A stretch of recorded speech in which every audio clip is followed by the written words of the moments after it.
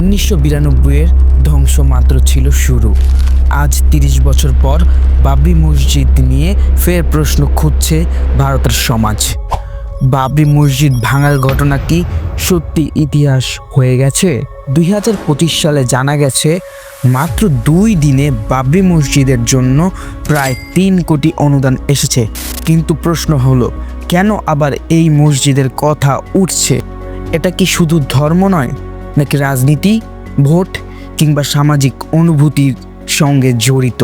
মূলত এই মসজিদ 1528 সালে মুঘল সম্রাট বাবরের শাসনামলে নির্মিত হয়, যার নাম বাবর সম্রাট বাবরি মসজিদ দিয়েছিলেন। কিন্তু 1850 সাল থেকে এই স্থাপনাকে ঘিরে শুরু হয় ধর্মীয় বিরোধ। 1859 সালে ব্রিটিশ শাসন আমলে এলাকাটিকে প্রথমবারের মতো ভাগ করে দেওয়া হয়।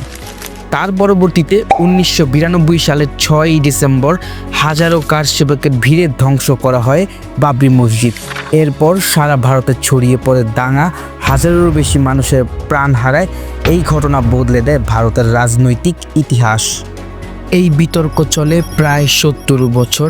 শেষ পর্যন্ত 2019 সালে ভারতের সুপ্রিম কোর্ট রায় দেয় পুরো জমি দেওয়া হবে রাম মন্দির নির্মাণে, আর মুসলিম পক্ষকে দেওয়া হবে বিকল্প জমি। এখন 30 বছর পর আবার বাবরি মসজিদের নাম শোনা যাচ্ছে। খবর বলছে মাত্র 2 দিনে প্রায় 3 কোটি টাকার অনুদান এসেছে এই ইস্যুকে ঘিরে। মানে ব্যাপারটা এখনো মানুষের ভেতরে জীবন্ত। তাহলে প্রশ্ন একটাই, বাবরি মসজিদ কি শুধুই পুরনো একটা গল্প, নাকি আজকের ভারতের বাস্তবতার একটা আয়না? যদি ভিডিওটি ভালো লাগে তাহলে লাইক এবং সাবস্ক্রাইব করে দেবেন, এবং তোমার মনে যা আসে তা কমেন্টে লিখে যেও।